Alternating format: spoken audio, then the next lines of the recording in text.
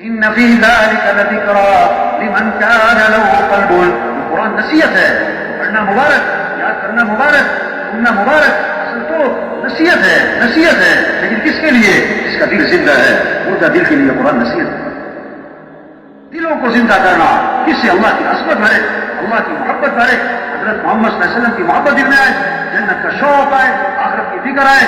یوم لا ينفع مال ولا بنون الا من اتى الله بقلب سلیم. وہ دن آنے والا ہے، کسی مال والے کو کوئی مال فائدہ نہیں، لاکھ کماؤ، کروڑ کماؤ، ارب کماؤ، کوئی فائدہ نہیں.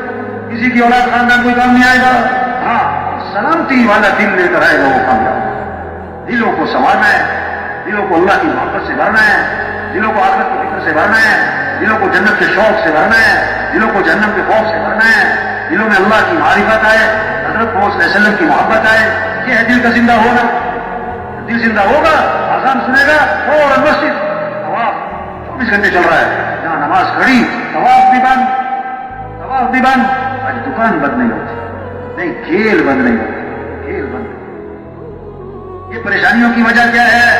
ما اصابکم من مصیبت فبما کسبت ایدیکم. جو بھی تم پر مصیبت ہے وہ تمہارے گناہوں کی وجہ سے.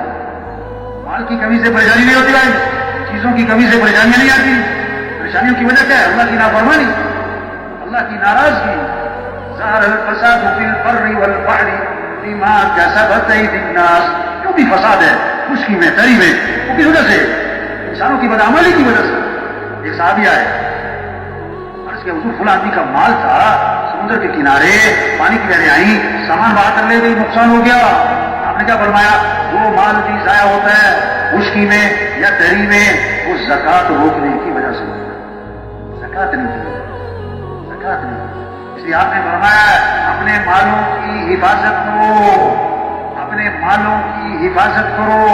کس کے ذریعے؟ زکات ادا کر کے، زکات ادا کر کے. اپنے بیماروں کا علاج کرو، اپنے بیماروں کا علاج کرو. کس کے ذریعے؟ صدقے دو، صدقے دو. دوائی ٹھیک ہے، دوائی دینا منع نہیں ہے، لیکن صحت دینے والا اللہ ہے. دوائی سے صحت نہیں ہے، ڈاکٹر کے ہاتھ میں صحت نہیں ہے. بچوں کا ڈاکٹر، اپنے بچے بیمار، آنکھوں کا ڈاکٹر، اپنی آنکھیں خراب، دل کا ڈاکٹر، وہ دل کا مریض. نہ سمجھانا چاہتے اس کے ہاتھ میں کچھ نہیں. اور اس کا مطلب یہ نہیں کہ دوائی نہیں لے رہی، اس کا مطلب یہ تھوڑا کہ ڈاکٹر کے نہیں جانا. ٹھیک ہے، دوائی لینی ہے، ڈاکٹر جانا ہے، لیکن صحت دینے والا اللہ ہے. کسی عجیب بات ہے، ڈاکٹر کے کہنے پر حلال چیزیں بھی چھوڑ دیتے ہیں، اللہ کے کہنے پر حرام بھی چھوڑ دیتے ہیں. ڈاکٹر کے انتظار میں 2 گھنٹے بیٹھتے ہیں اور اللہ کے سامنے آدھا گھنٹے بیٹھتے ہیں. میں اپنے بیماروں کا علاج کرو. اس کے ذریعے صدقے. اور مصیبتیں آ رہی، مصیبتیں آ رہی، پریشانیاں آ رہی، موجوں کی طرح، سمندر کی موجوں کی طرح پریشانیاں ہیں، مصیبتیں ہیں. ان کا دفاع کرو، ان کا استقبال، ان کے سامنے کھڑے ہو. کس کے ذریعے؟ دعاؤں کے ذریعے. اللہ کے سامنے رونا، گڑ گڑانا، اللہ سے معافی مانگنا، اللہ کی طرف رجوع. آپ نے فرمایا دعا میں اصرار کرو، تکرار کرو.